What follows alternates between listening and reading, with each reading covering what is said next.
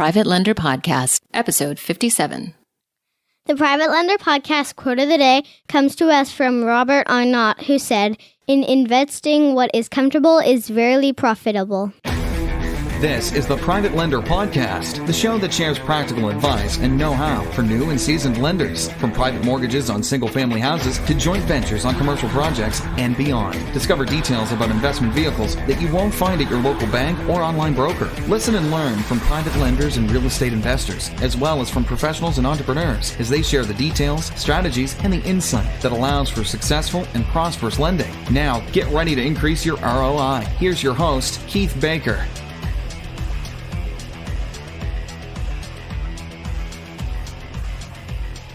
If you are looking for a place to learn the mechanics of being a private money lender to real estate investors, then you are in the right place. Welcome to the Private Lender Podcast, the only podcast that is rated number one in the eyes of my mom.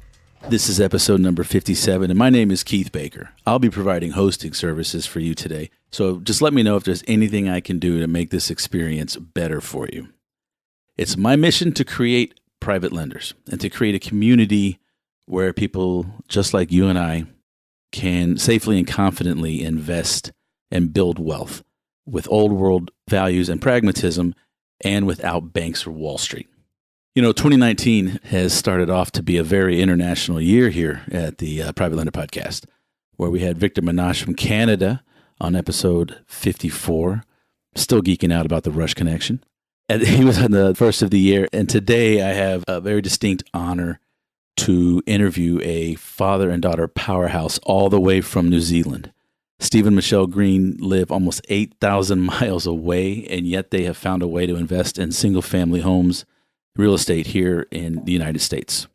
I find their story fascinating and very interesting, and believe that you, Lender Nation, will as well. But before we get into that, let's go ahead and thank our sponsor. This episode of the Private Lender Podcast is proudly sponsored by CountyTaxSaleApp.org. With CountyTaxSaleApp.org, you get a very powerful lead generation tool in the palm of your hand, on your laptop, desktop, or any device you choose. Get real-time alerts for between 300 and 600 properties every month that are coming up for the foreclosure auction in Harris County, Texas, the third largest county in the United States. With its intuitive design and interface, the County Tax Sale app lets you search all properties with highly motivated sellers that are coming up for foreclosure auction. Simply search the map and click on a property to learn important details about that property, such as the address, owner's contact info, minimum bid, and a street view photo.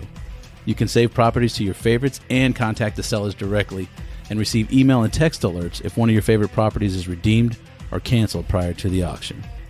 You can even listen to Sammy Gupta on episode 28 of this podcast as he discusses all the powerful features and benefits of CountyTaxSaleApp.org. For more information, go to the Private Lender Podcast sponsor page, the show notes page for this episode, or to CountyTaxSaleApp.org. That's CountyTaxSaleApp.org. You know, I am very grateful to our sponsors, CountyTaxSaleApp.org and 713RIA.com. Please go to theprivatelenderpodcast.com/sponsors to find out more about these wonderful sponsors. So, let's get to the heart of the matter, huh? When I think of all the excuses I gave in the past as to why I was or wasn't doing something, mostly why I wasn't doing something. It's too hard. I don't have the time. I don't have the money, whatever the case may be. I get a sense of shame now when I think back on that. And I don't think that's uncommon among investors. And it's not necessarily a bad thing unless you let it ruin you or run you. But, you know, I think it's a good thing if we can find motivation in those emotions. I certainly find it there now. And I heard recently this thing about, you know, you should never compare yourself to another. And I said, okay, so don't compare yourself to another as we go around and we journey around the sun, you know, through life, which, of course, is easier said than done. After hearing how today's guests are investing in real estate in Texas, in my backyard, all the way from New Zealand, well, I feel downright lazy because Steve and Michelle Green are negating all of the excuses, mine, yours, everybody's, for not putting in the hustle and getting things done, figuring out a way and making it happen. This dynamic father and daughter investing duo tell us how they do it. They share it with me and us today, and I'm forever grateful. So let's go ahead and get to it. Well, Lender Nation, I'm honored today to be interviewing Steve and Michelle Green all the way in New Zealand. Steve and Michelle, welcome to the Private Lender Podcast. Thank you very much indeed, Keith. Pleasure to be here. A little background. When I started this podcast, I guess it was back in April or May, somebody reached out on LinkedIn. It was this fellow named Steve Green, and I didn't realize the significance at the time, but then in August of this year, 2018, we met at the Quest IRA Expo. And Steve said, this is my daughter, Michelle, and we were investing in the Southern United States. And I said, okay, well, you don't sound like you're from Houston or Dallas. So how is it that you guys have come in and invest in the United States? And we caught up before you left. Thank you for the lunch. And I was chomping at the bit to have you guys come on because I think your story is absolutely fascinating. And I can't wait for you to tell it to the listeners today. Sure. Well, if I go down my normal route, Keith, I'll probably be here for all the rest of the day, but I'll try and keep it brief. That's why we get along, Steve. That's why. It's terrible at being brief. We were investing here in New Zealand, and for various reasons, again, I won't go into it, our portfolio of properties wasn't performing as well as it should have been. The government here made things very, very difficult for landlords, so we started looking further afield.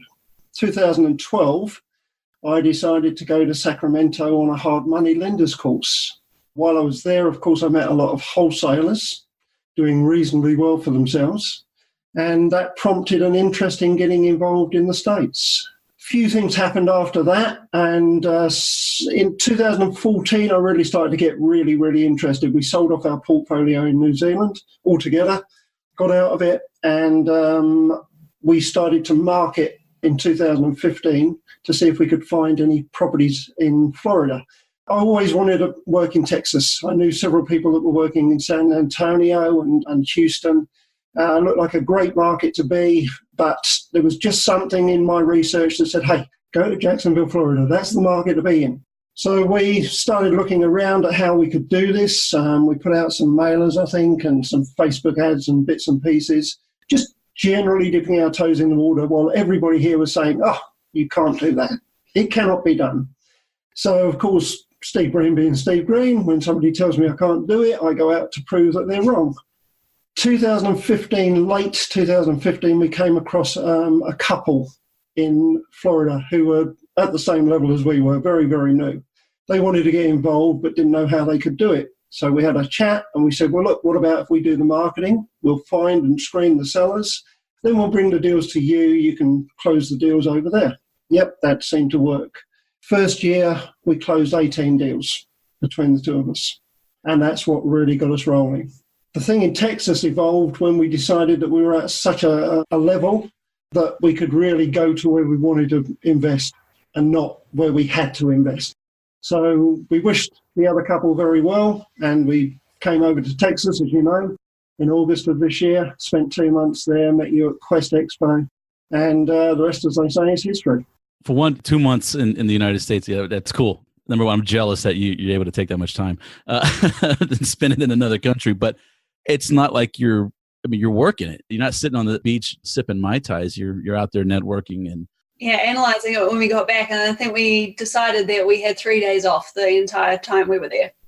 And even then, they weren't really days off. We still did a bit of work, but I could imagine. Yeah, it's great to meet you guys, and I'd like to talk about your backgrounds a little bit, because a lot of the questions I get are people think that they don't have a background in, say, construction or lending or anything else. And I really want to show that it's going to take work. You can't snap your fingers and be done. But if you could go into your backgrounds, because I love the different sides of it and how you guys kind of wedge it, come together and invest. Yeah, I guess I'll start. I sort of got dragged along in this. I don't really know how it happened, but I just know that Dad gave me a book when I was about, it must have been about 15, 16 years old, and it was Rich Dad, Poor Dad. And I read it, and something in it resonated with me. And the idea of, having a business that can work for you, so that you can go and do the things that you want in life really started to appeal to me. But, by that stage, I'd already gone quite a way through my education, and I knew that I wanted to go off to university and study law. So I went away and I did that. And while I was there, I sort of found myself dabbling in real estate all the time. And that was around about the time that Mum and Dad started buying their investment properties over here. And I'll never forget, I went to a seminar or a one-day course type thing in Christchurch, and I must have spent something like $500 to get there. And then I ended up purchasing a course that was $1,500 and got absolutely suckered along into it. But I came out of it the other end thinking, that course was an absolute waste of money, but this is something that I'd really like to spend some more time doing. And so I really started to develop an interest in real estate, and I eventually ended up getting my salesperson certificate, a real estate salesperson certificate here in New Zealand, and working for a real estate agency. And then, I got into law and started practicing property law. And I was doing that for a good 4 or 5 years on and off, both here and in Australia. And I enjoyed doing the property law stuff, but I always wanted to start my own business. And, I just found myself becoming guided by Dad. And before we knew where we were, he'd hooked me in on the premise of he had a shoulder surgery, and he said that he needed somebody to help him while he had his surgery. And that's my story. Just all sort of snowballed from there. That's great. So you kind of came along kicking and screaming with Dad, I guess. Developing the love as I went. So that's and now I love it. Now I just love it. No, it's a great field to be in for sure. And that's, I remember when we met, I was like, oh, you're an attorney. And you were like, yeah, I want to get out of it. I'm like, why? But I understand completely. Such a stressful world being an attorney. And, I was going to work every day, taking on board everybody else's problems. And, I just thought, well, if I can solve everyone else's problems, then why don't I put that to some better use and, actually get into a business where I can start solving our own problems, So, how about you, Steve? You got a law background? No. But I have, and she's sitting here. Yeah, she's right back. Yeah. She does the contract. She looks over the legal documents. So that's my background. Yeah, I started off life as an electrician. I had a great boss at the time. There was 3 of us working in a small workshop out in England. And he kept saying to me, go self-employed. And I said, I don't want to do that. And then one day he said to me, if you don't come in on Monday and be self-employed, he said, I've got no work. So I thought he was kidding. Turned up on Monday and he said, so show me your ticket. I said, I haven't got it. He said, I haven't got any work. And he was serious. And I had to go home and I had to call my accountant, my CPA, and I turned up and I said, okay, I'm at work. I said, and I'm self-employed. He said, great, I'm going to double your wages immediately. That was the eye-opener for me. That really was, into some kind of self-employment. He also had properties, and he kept saying to me, buy properties. I just ignored him. The whole time that I worked for him, I thought, no, that's not for me. But every time I went away from the real estate, I kept getting brought back to it by somebody or something. And eventually, when we moved to New Zealand, 1995, we moved out here, we noticed a lot of people were getting involved in it. So I started to take a bit of an interest in it, go to seminars and whatever. Still didn't really resonate. Then we ended up going back to the UK about 3 years later, and we had an investor buy a property. And of course, he came in and he offered us a price that we really didn't want to take. But the lifestyle going back to the UK was obviously appealing to my wife more than me. And we took that lower offer.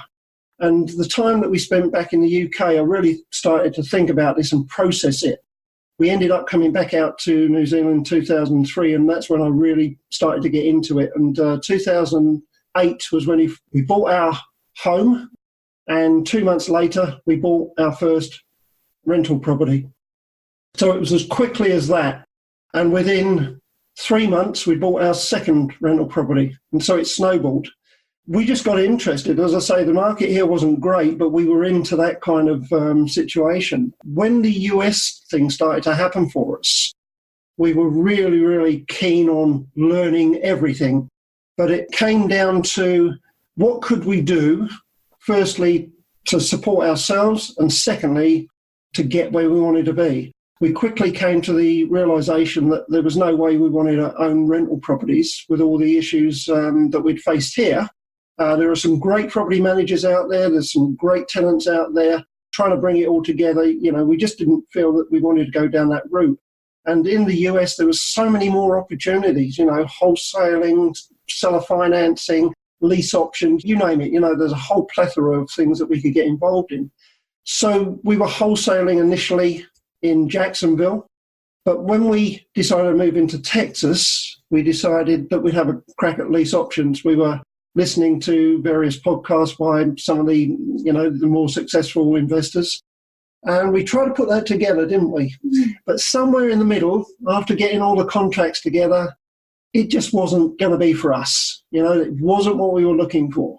We were looking for a more long-term strategy that could support us. And the seller financing model, being the bank for somebody who can't get conventional financing, helping a lot of people along the way, helping people with retirement funds get some good rates of return on their money, then finding a buyer that cannot get a conventional loan and putting them into a property. It all seemed to make sense for us. And that's where we are at the moment. Excellent. So there's a ton of questions in there, and I can only unpack maybe one or two. But, well, one, obviously, as you know, I'm a big fan of the seller financing option as well. And it's kind of how I got into all this with my partner Landon, and now I'm with the podcast, meeting you guys and everything. It is a great model because to me, it's a true win-win-win. And, life happens. And one of the things that I kind of struggle with is I never feel like, even though I'm in America and our healthcare is, well, it was, you had to pay for it and all this and that. I never thought anyone should lose their house because they got sick, right? However, I understand if I'm a landlord, I've got a contract, I still want to get my money. Life's not fair, okay? The bottom line, but the seller financing, coming in and, let's say somebody gets divorced, right? Even if it's an amicable divorce, their credit's probably going to be hit pretty bad. They're going to be unbankable, right? Unmortgageable.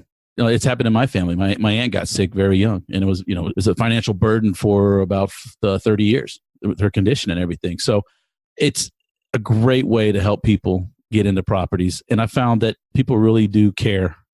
They get a chance. If somebody gives them a chance, they'll do their damnedest to make the most of it. Have you found that to be the case? Absolutely. That's the big thing. When we were dealing with tenants, they don't really care as much about the property they're living in. Funny enough, I was listening to the radio yesterday in the car. They were talking about the pets, having pets in rental properties. And a woman came on, she said, listen, I'll have pets all day long. She said, because people generally look after their pets. She said, what I don't like is young children. She said, because they scratch everything up and they wreck everything. And I thought, it was hilarious to me. But then I looked back and I thought, wow, the last property that we actually sold, we had a family of 10 in there and the place was trashed. And she was so right. And I thought, I don't want to deal with those properties anymore. Now, people that buy the properties, of course, it's their property. Do you trash your house? Do I trash mine? No, we don't. We look after them. And these are the kind of people that respect what we're doing. They appreciate what we're trying to do for them. And they work with us when we're trying to help them out. And so if we can get a property in, let's say if we can get somebody into a property for a similar price to what they would rent that property for, why wouldn't they do it? Absolutely. That's you guys are students of Mitch Stephen, I take it. Absolutely. Excellent. Absolutely love Mitch to bits. And he's absolutely right. If you're going to pay $1,000 in rent, why not pay something similar to that and own it and have equity, yep. Have something that you can sell at the end of the time that you're there. So I kind of got into private lending because I found out that I am a horrible landlord. I suck, and I embrace that. Like I said, there are great property managers out there. There are great tenants, and there are great contractors. I just never seem to have all three at the same time. So, except when I bought my first rental property, there was this amazing tenant in there, and she and her husband were building their retirement home, and they were just waiting it out and didn't want to, spend a whole lot of money in a nice part of town on rent. So they lived where I had a house. And 4 months into it, she wrote me a letter. Hey, our house is finished. I'm moving out. Here's my notice. Everything by the book. And that was the last time I had a pleasant experience as a landlord. And that seems to be a very common theme amongst landlords, doesn't it? The very first one out, you get a good property manager, you get good tenants, everything goes fine, all the payments are coming in, the place isn't trashed, and then they leave for some reason. And then you get the second guys in and they're not the same. And that's when things start to change. And that's when you decide at the time, am I going to continue with this? Do I employ a property manager or do I look at something else? And that's exactly what happened to us. Yeah. I do miss the depreciation that we enjoy here in the U.S. Don't even go there. We don't even get it. You don't get depreciation in New Zealand. We used to, but then I forget which year, but it was a number of years back, they took that all away. Yeah, New Zealand's a funny old place. We love it, but it's not always very business-minded. And, we just find it absolutely crazy that, we've got such a housing market crisis here. And yet every single law the government passes in relation to the property market, it does everything to take everything away from landlords. I mean, we've got a huge problem with insulation on all of our homes, and they recently regulated to force landlords to upgrade all of their insulation at, thousands and thousands of dollars worth of cost, and it just goes on and on and on. So everything here is geared towards taking away the incentive for people to buy up investment properties. Absolutely.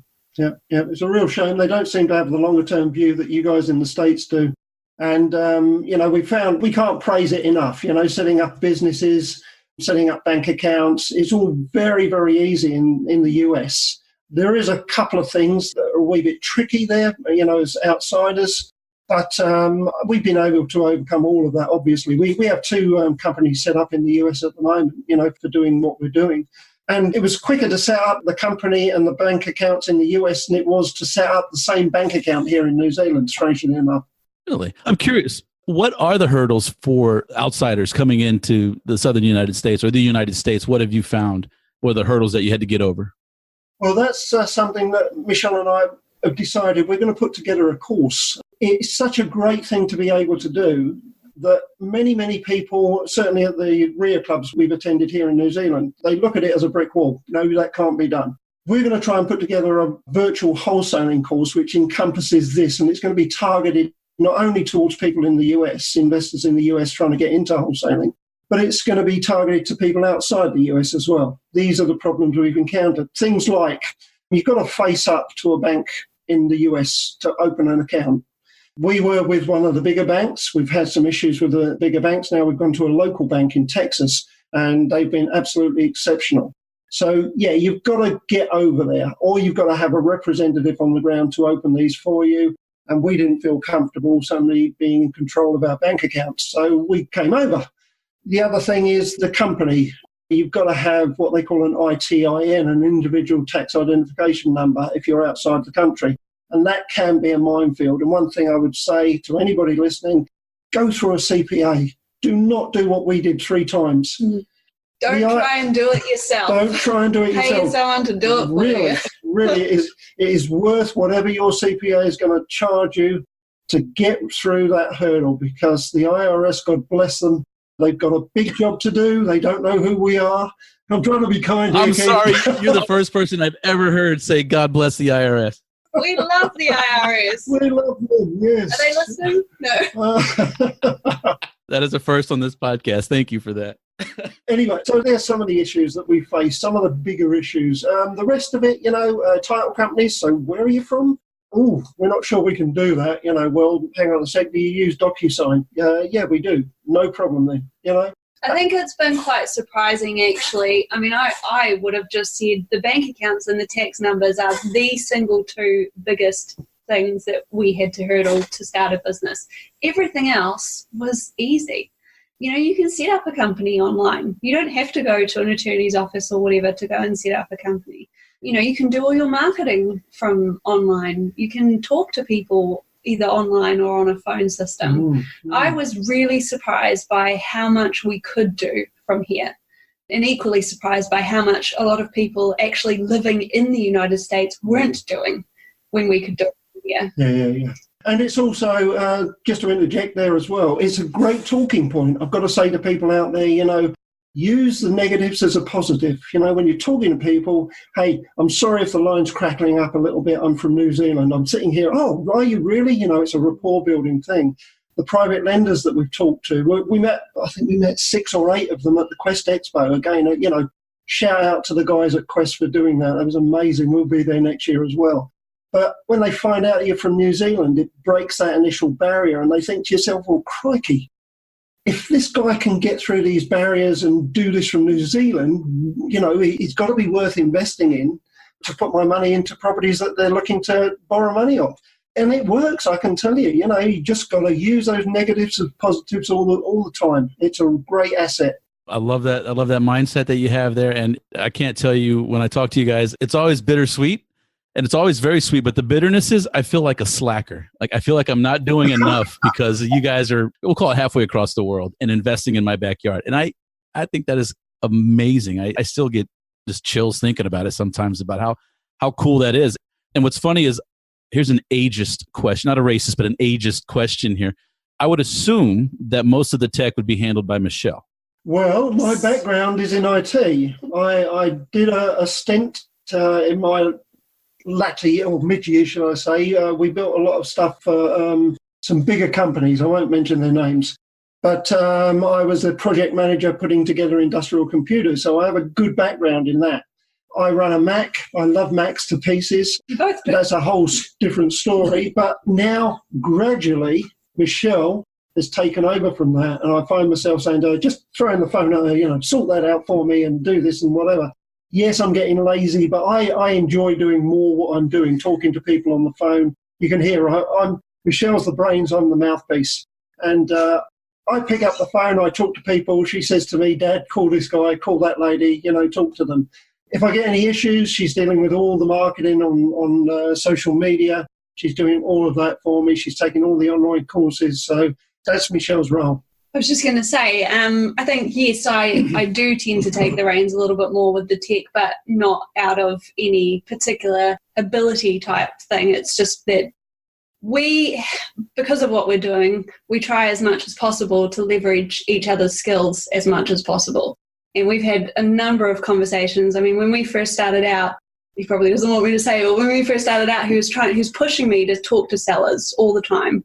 And that was fine. And I can do it, but I'm not as good at it as he is. And so we really started to play off of each other's strengths and weaknesses. And I honestly believe that that's why we've been as successful as we have been, because we know that Dad can talk the hind legs off a donkey, and I can, figure out ways to get around contacting people in an online or a digital environment.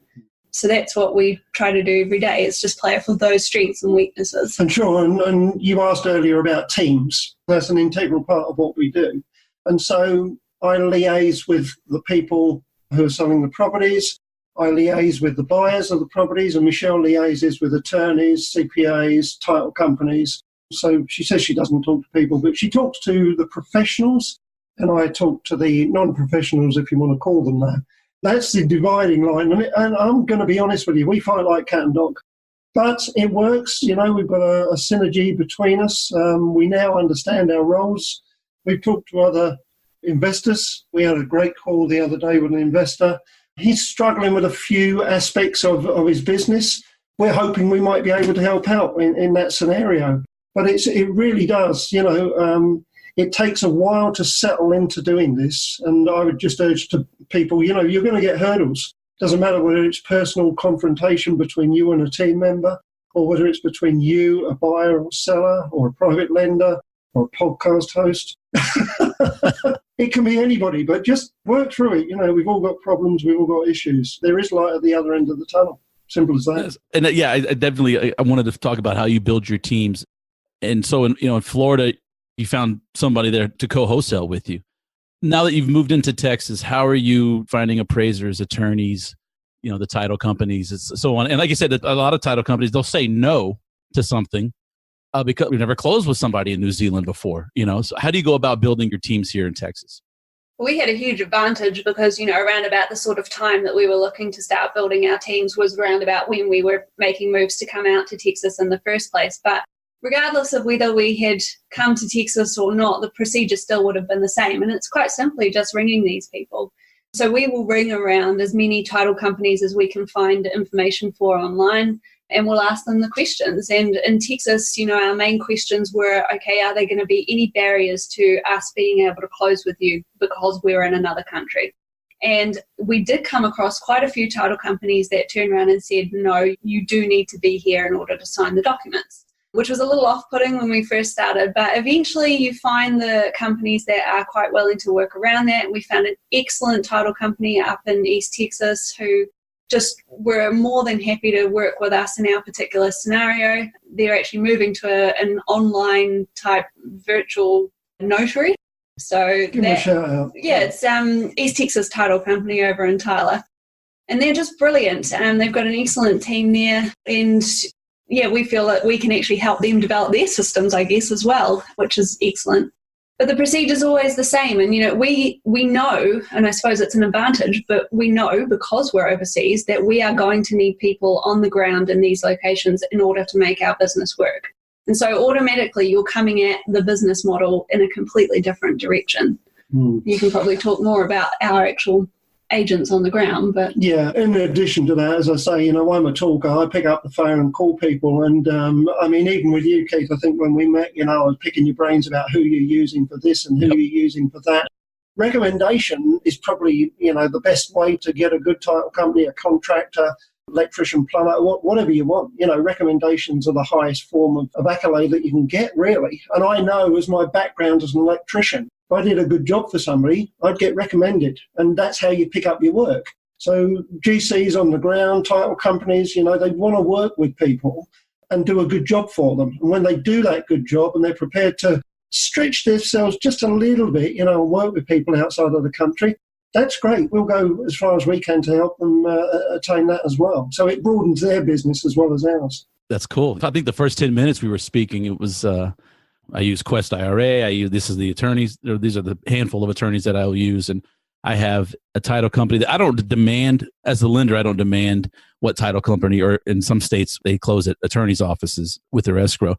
When I do my own investing, I have my favorite title company that I use, and shout out to Kelly Owens over at Texas Capital here in Houston. But she's an integral member of my team, because if I have questions, this sounds like a BS excuse. Can you, help me out here? And she'll say, oh yeah, no, that's all they need to do is this, or they need this form. That's all, it's whatever they need to do. So it's vital to have a good, I think, title company, or at least a escrow officer on your side that you can send business to, like you said, expand their business, but also in exchange, they can help you out as well. So I will call East Texas Title and Tyler and tell them they owe me $10. But do that, yeah. Speak to Celia. Okay, perfect. I will.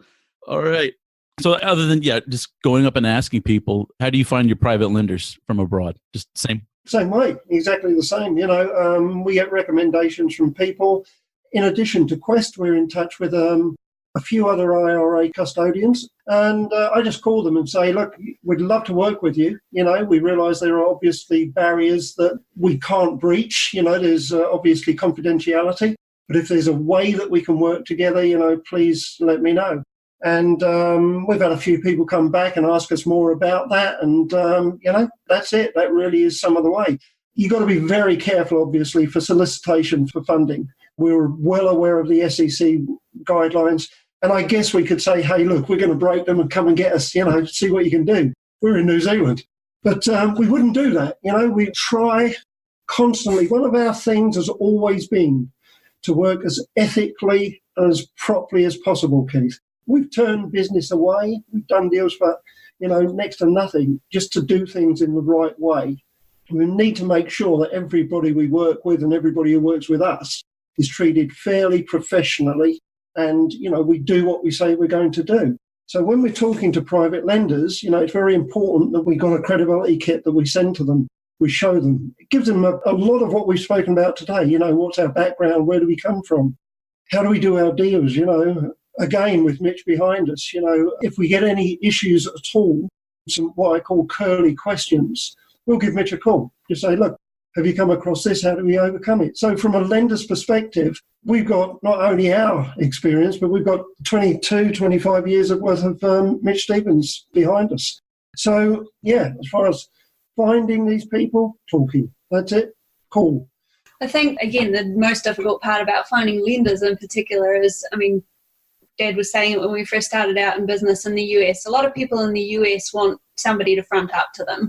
They actually want to stand in front of you and shake your hand so that they can make that initial assessment of you, read your body language, all that sort of thing. And that's been a huge thing that we've had to try and figure out a way around.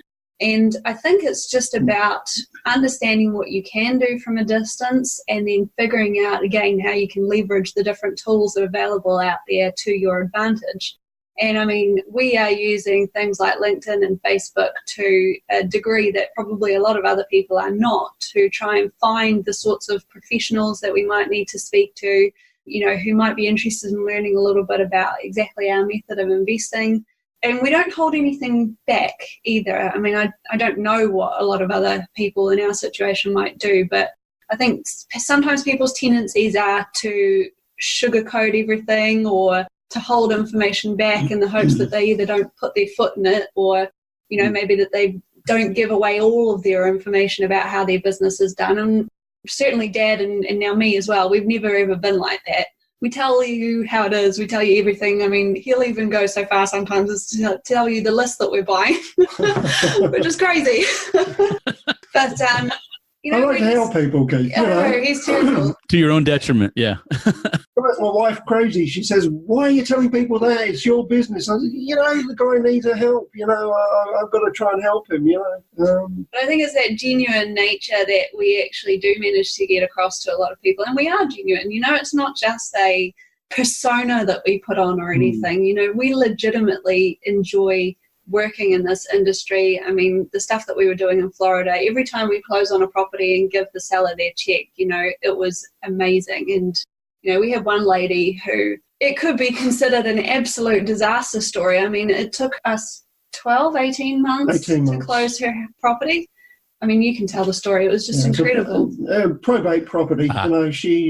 We made an offer to her, and the place was trashed and she hadn't seen it for many years. Yeah, we just worked with her and we got it done. In the end, we had lots and lots of issues because of different states. She was in New York and the property was in Florida. So we had probate problems with 2 sets of lawyers. But as I say, we got through it and she was very appreciative at the end of it. She lost a lot of money because, through her own personal reasons or whatever, she delayed taking up our offers. I mean, she went to a realtor at one point and tried to sell it through a realtor. And she did end up losing an awful lot of money. Yeah. But the biggest thing that we took away from it was that, she came back to us and at the end of the day, when she got her check at closing, she was still so thankful and grateful that we managed to solve that problem for her. And that was the biggest boost you can ever get. So yeah.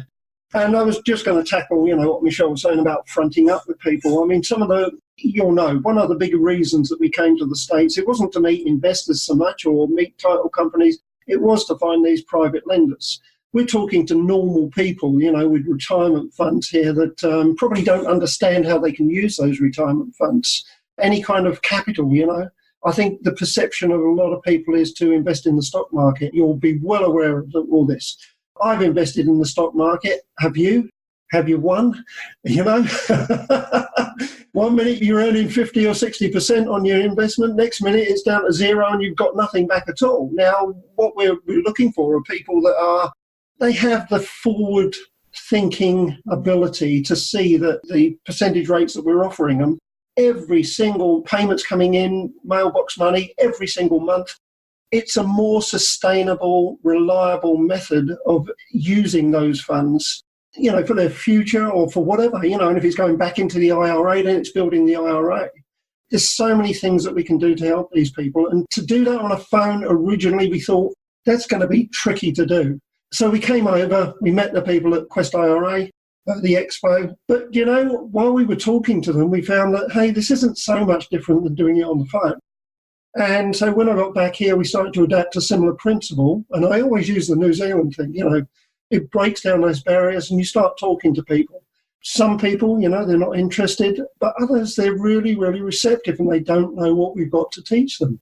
And so when we can tell them that, hey, look, you can make anywhere between 6 to 9% on your money for the next 5 years, and we'll keep your principal safe, and it's secured by a first lien on the property, and it's this and it's that, they start to sit and think, if nothing else. And then we get a few phone calls come back and say, look, so how does that really work? So it's all done on the phone again now, Nothing's impossible. The trip to Texas was exceptional. We went to Houston, we went to Dallas, we went to Tyler, we went to Longview, we went back to Dallas, we went to Houston, we went to San Antonio.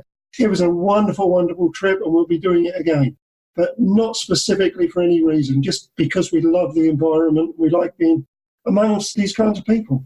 Well, when you come back to Houston, I'd like to offer you guys some pork ribs from my barbecue pit in the backyard. So come hungry. I'll take you up on that. Your story is, like I said, I love the story, and I obviously got along great with you guys, and I hope to continue to stay in touch through our careers here. And thank you for coming on. But I have some kind of oddball questions I'd like to throw at you right now that you're not prepared for. But 2008, New Zealand real estate market, similar to the U.S.? What happened? No, it didn't hit here. In fact, I was on the floor laughing at one stage because we had a guy, again, he's probably not listening to this, I hope he isn't, came on the TV and said, oh, doom and disaster in the US, this has happened, the GFC's hit. But don't worry, New Zealand, we're too far away, this can't happen to us. That's what he said on national TV. 2009, mid-2009, it all started to hit. I was going to say, I think by about 2010, people were starting to struggle. We started to lose a lot of money, especially in places like Auckland, Wellington and Christchurch, some of the bigger cities here. And so, yes, we had exactly the same thing, but it was delayed. And that continued really until, 11, 12? Yeah.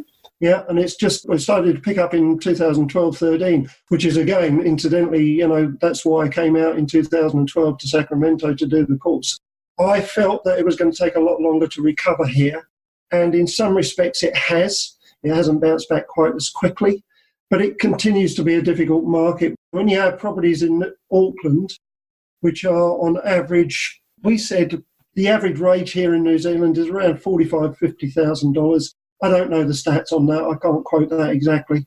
But if you guess that it's 50,000, the median price in Auckland at the moment is getting $600,000, $700,000. No, it's much more than that. Okay, so I'm out of touch with that now. Nearly $1 million now. So if you take that into account with a ratio that we can look at in the States where the median price is around, again, 45,000, we can buy properties for 30,000. It's a difficult market here, very difficult. It sounds like you got the best of two horrible worlds, the East Coast and the West Coast of the United States. Those are San Francisco and New York prices, it sounds like. Yeah. Wow, okay. And then in Texas, where are you sticking to the bigger cities? I know Tyler is not considered a big city at all. It's a very country compared to the metroplexes of Houston, Dallas, San Antonio, but I would say a quieter city. So are you specifically looking for more rural areas, or are you just, without giving away the secret sauce, Steve, I don't want you to get the wife upset. There you go, Michelle covers mouth. But whereabouts are you? What's your strategy there? What type of properties are you looking for and where? No, I think we're just basically looking anywhere where we can buy properties for the half. I think, what do we look for? The half price side of town. That's it. That's what Mitch always says. I think, in Florida, we tended to focus on one or maybe two markets. We did divert a little bit into Orlando. And we had this mentality that we had to be in one market.